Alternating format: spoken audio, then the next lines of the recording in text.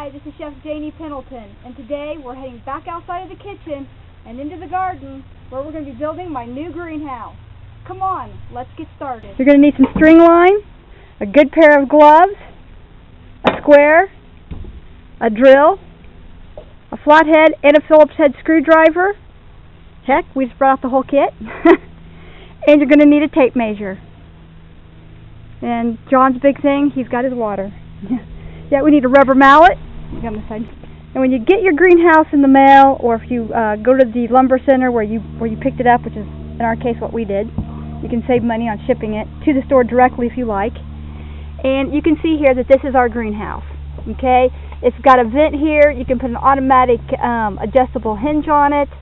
It has a door that opens at the top for more ventilation and cross ventilation.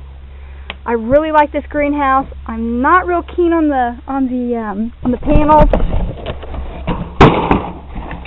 As you can see here, here's one of the panels, and you can see it looks like it has the panes in it.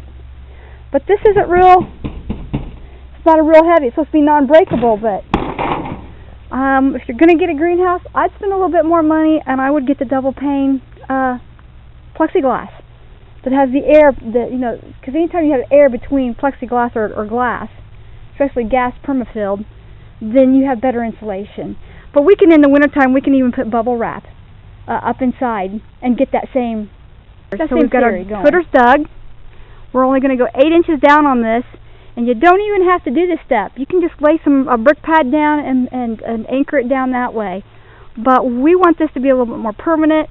We get a lot of high winds here. And we've decided we're gonna put this on a better foundation. We don't want this to end up in the field. So what we've done here is we've aimed the greenhouse so the side of it faces the midday sun, which is going to come over the top of our house this direction. So the side of the greenhouse will be right here, and we're going to come around this way, and we're going to come in the greenhouse from that side. Might not be the ideal way to look at it, but we'll be able to see the flowers from the kitchen. Yeah. The best way to figure this out is with our handy dandy compass. Now a needle always points north, so we'll find our true north, and there we have south right there. I don't know if you can see that or not. Okay, so, and that's the direction that we face the side of the greenhouse. And that's perfect. And you also want to make sure that there's no trees. Like here we have a new maple tree. This is going to get bigger. We want to make sure things aren't going to fall onto this plexiglass style greenhouse. Okay, we got our orchard. We've got this basically situated in our garden area. So now the next step is, now that we have this dug, we're going to go ahead and we're going to put some stakes in the ground. We're going to run our string line, and we're going to get this level at the right height so we can go ahead and pour our concrete. We can get our footers in the ground. That needs to cure for at least 24 to 48 hours. So in your farthest outside corner, we're going to run some stakes. And when you're doing this, make sure that you have your stakes in here square, and we're going to square this up in a minute with our string lines. Now, as you can see here, we slope downhill just a little bit. That's going to be our drain field heading that direction. And also, because the house is up here, and we're coming off the electrical garage side of the house for its own GFI circuit, we're going to run this way, and we're going to hit the circuit into the closest corner. This will save us money on wire. Not that we're already not going really far, but this is going to save us money on wire, and we're going to bring the GFI outlet up here to code. Up at above counter level. We're going to start on this lower side where you're going to dig a little more shallow than you do on the top of the hill, because you want your concrete footer to be level. So I've got my handy dandy level here, and this just ties onto the string, and this will help me stay level. And also you're going to want a square, because we also need to make sure this is square as well. So we're just going to go to our ground level here.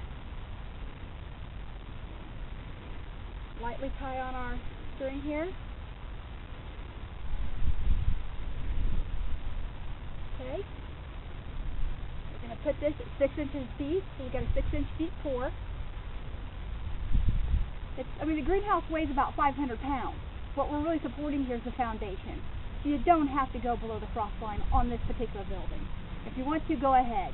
If you want to just sit the greenhouse on top of a rubber pad that drains, and has a whole thing that drains, or some sort of brick, you can do that as well.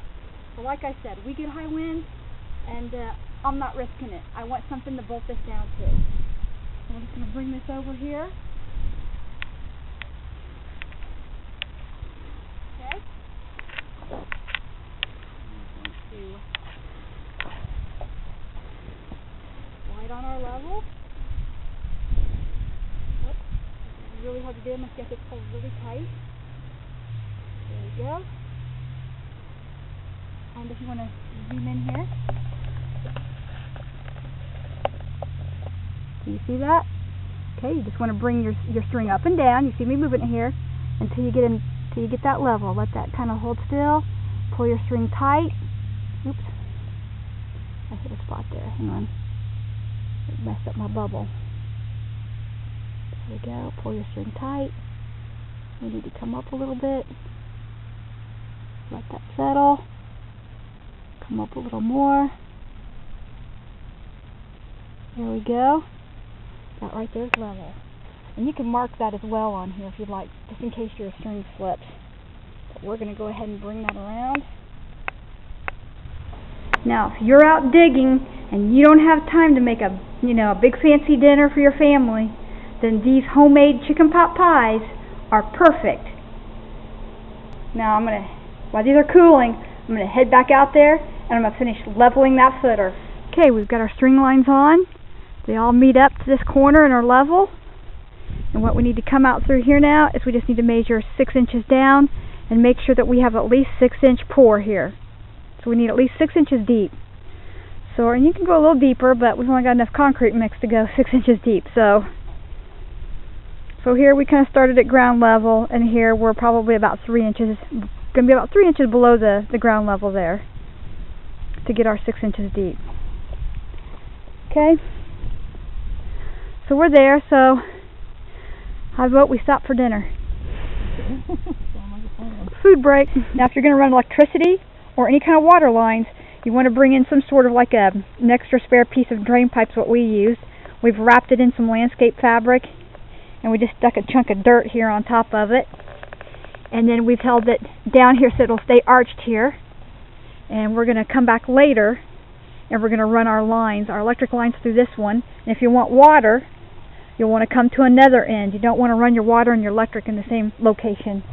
And you want to make sure they don't cross paths. So, alright, so we're going to go ahead and finish filling in this area here with sackcrete. We're using high strength sackcrete, and we're just going to cover our drain pipe right up, and that way we'll be able to have access to it later.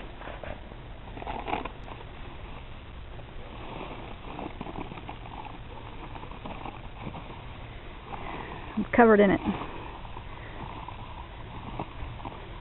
He's pouring it and I'm leveling it. This goes a lot faster when you got 2 people. Now our footers are level. I put another level on them. They're perfect. And what we're going to do now is, since this is set for 24 hours, we're ready to go ahead and put block on it. So we're going to hand mix our mortar mix. And here we have our block. And here we're going to use 4-inch solids. Okay, you ready to get started? Yep, here we are. Alright, so the first thing we're going to do is what? Level. Yep, we're going to level our stone. We kept our stakes in. We're going to go off of our old chalk line here, our old string line, and we're going to bring it up 8.5 inches. We're going to go 1/2 inch above the actual height of our block. Okay, and then we're going to use a level line, and this is going to help us keep our block level. Okay, we've just taken a black marker. We set our frame back in here and squared it up, and we took a black marker and drew our lines on the footers. I just want to make sure that I get those concrete blocks, because it's just a 4-inch wide block. I want to make sure we're going to hit this frame. Okay, and here you can see I've brought the string line up 8 inches from my other string line. I didn't go off the footers, I went off the other string line. Now I'll have a little bit of mortar in there that I can play with, and I'll be able to tap these down and get these nice and level. When mixing your mortar, you want to use 1 part mortar mix and 3 parts sand. You can do that by the shovel or you can do that by the bag. Now, you'll want to mix your dry mix together, push it towards the back of the wheelbarrow, fill the front of the wheelbarrow with the equal 1 part amount of water, a little at a time, and then what you want to do is you want to bring your hoe, and I've got the wrong one here, usually the mortar mix hole is larger with 2 holes in it, but this is the only one I had on hand here at home today.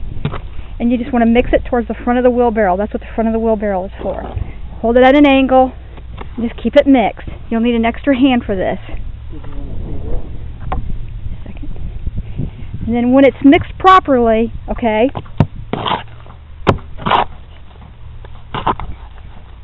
right here should be the consistency, and it should hold itself on.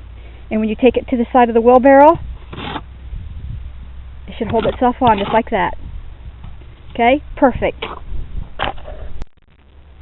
Now, as you can see, I'm following my white string line here, keeping it level on top, keeping it level vertically as well.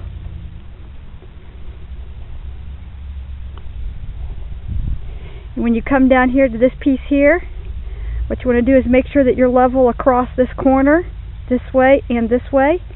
You want to make sure you're square. You do not want to follow your string lines as far as this way goes, because I did not put the stakes in from corner to corner square. So you'll want to be sure and use a square or follow your black line. And that's why I made my black line on here, to make sure that I followed along, so I knew that my frame would fit my my block. Now my husband's my mortar mix man today, and he's also my hod carrier, and he's also my cutter. So as you can hear the saws running, he's cutting my corner piece here. And what you want to do is you just want to lay your block up here flat, and then draw your line across the length of this block, and then when you cut it, it should sit right down into place. Okay? And you just want to use a rubber mallet. You can kind of tap that down. Make sure you got a good sturdy pair of gloves.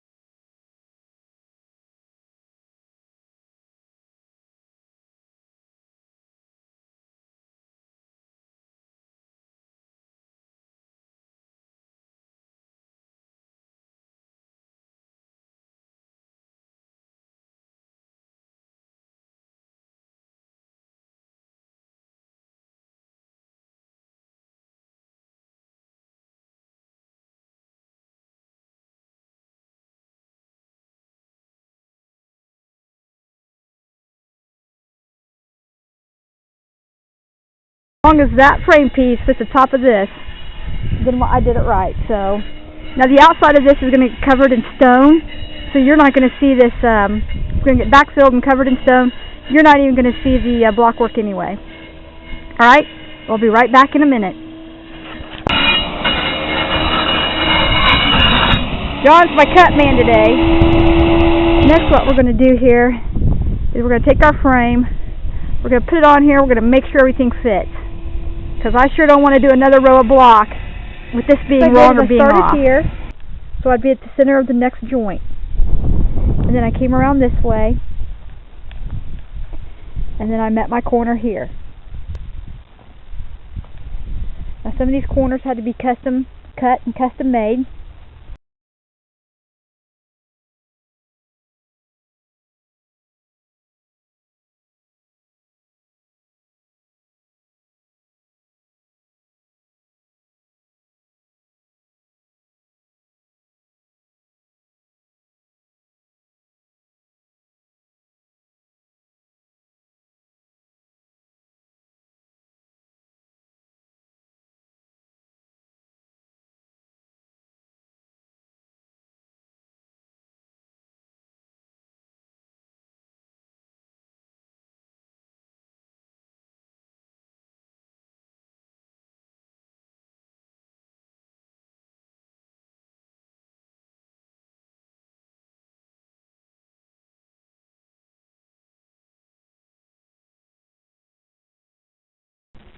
Now here we've laid out all of our parts to our greenhouse, and each one is numbered on a little white tag here, and you want to lay those in numerical order. Now we're going to be using these super sleeve heavy duty masonry anchors, and this set comes with 4 anchors and a drill bit, so that saves you from having to find a drill bit that matches that fits the diameter of these anchors. So, and they do fit into brick, mortar, concrete, block, which is what we're going to be using it for today. So come on, and I'm going to show you how to anchor your greenhouse to your block foundation.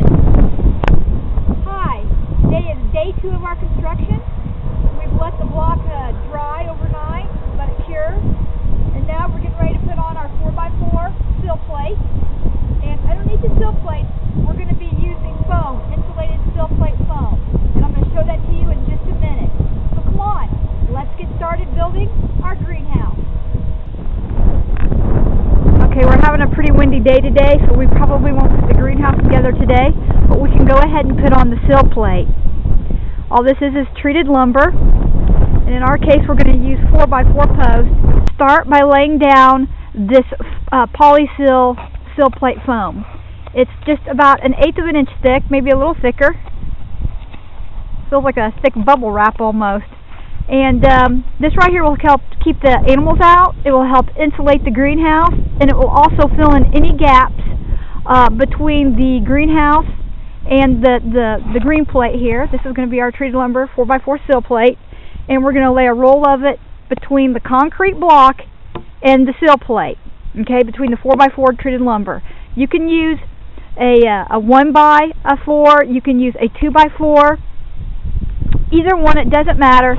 In our case though, we want to go with a 4x4 because we're going to use anchor bolts that are a little bit longer to anchor into our wood. We're not going to anchor it into the concrete. We're anchoring the sill plate into the concrete, and then the greenhouse will be anchored to the wood. And again, we're going to be using these sleeves. These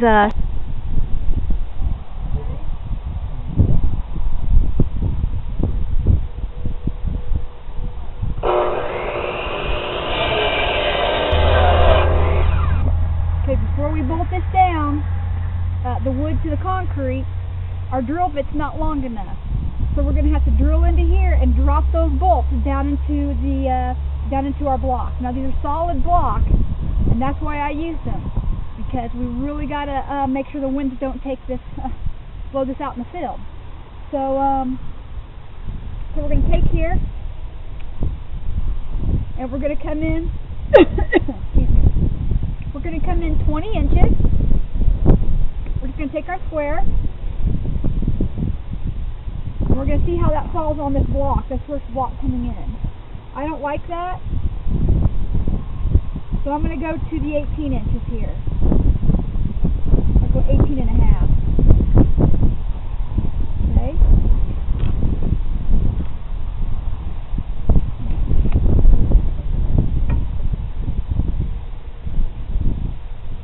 Across the top like this. And then on our mark right there. And that's where we're going to drill down. And we're going to do the same thing on the other corner.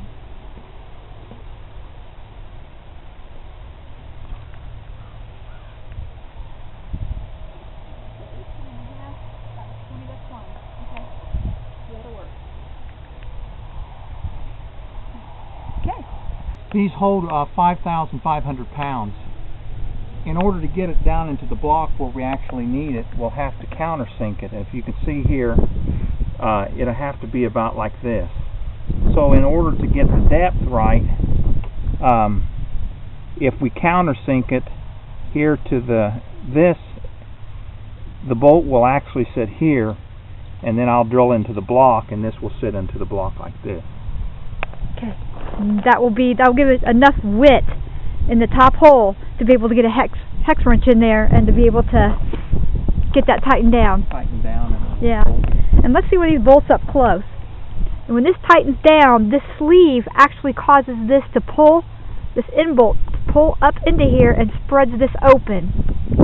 And trust me, that thing's not going anywhere, is it, John? No, it's supposed to hold 5,500 pounds in a piece. So. That'll hold it down. Okay. So the first thing you want to do is drill down about 1.5 inches to 2 inches, basically halfway through with your 1 1/4 inch paddle bit. And when you get that far through the 4x4 post, basically halfway through your wood, you want to try this 3/4 inch paddle bit, and that will be just a little bit wider than your anchor bolt. Set the board where you want it, get it all lined up, and now we're going to go through the concrete with the concrete bit that came with your anchor bolt kit.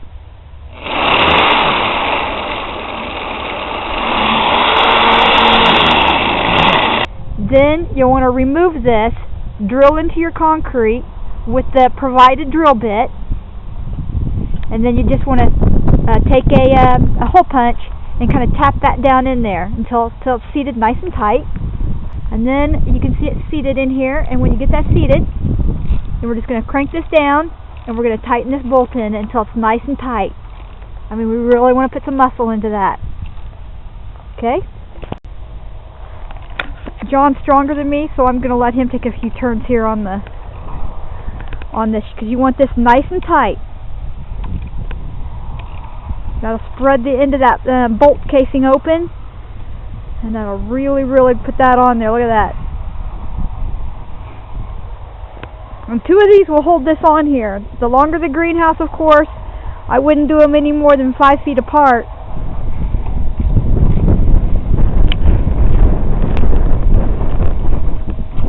Now put together your greenhouse according to the kit's instructions. Every greenhouse will be different, but I guarantee you on a kit like this, it's going to take 2 people. And if you don't have any type of oil spray, I just use Crisco butter flavored Crisco spray here. Yeah, I'm sure the butterflies will like that. Anyway, it did work, so. And it smelled good. It smelled like butter flavored popcorn, didn't it, John? Okay, I think you need my help here. I do. See, it takes 2 people. What would you do without me? I couldn't do it. You couldn't at least do this? Okay. Anyway, you can see it's taking shape. Okay, so we had to take the greenhouse, back off the foundation, put on the metal foundation plate. We screwed that down into the 4x4 post, and we've picked up the greenhouse. This could take up to 3 people depending how strong you are. John and I was able to do it. We put this back up on the green plate. It fit perfectly. Be sure and square it up corner to corner. I believe it's 101 3/4 inches corner to corner. And then, so if anybody gets this particular kit from Menards, you'll know what that measurement is. And then it's just a matter of snapping on a lot of these little pieces on, and then we're going to put on the doors, and we'll be done. And then we'll come back through here, and I will stone the outside of this, and we'll paint the inside a green to match that, because you can see through it, and you can see the foundation from the other side. Okay. I mean, it's a nice looking greenhouse, and let me tell you something.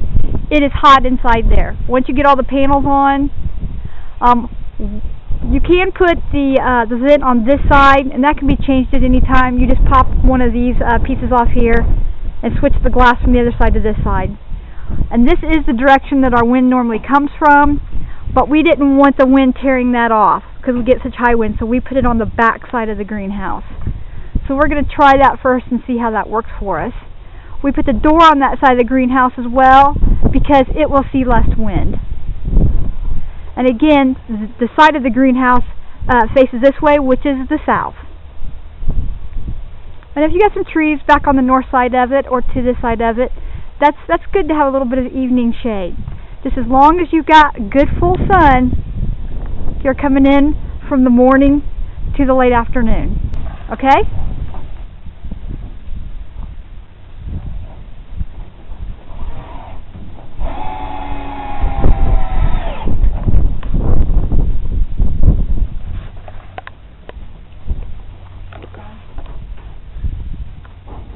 Enough. I got more green things.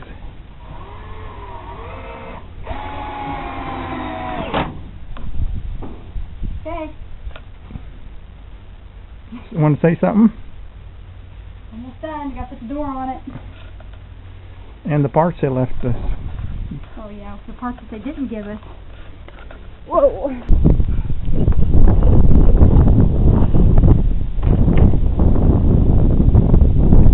The double door, you can see here. You can come in and out and connect these two so that both doors open, or you can just open this one for some cross ventilation. This is chef and builder Janie Pendleton, and I hope you've enjoyed how to build a greenhouse. And I hope that you give this a try as well.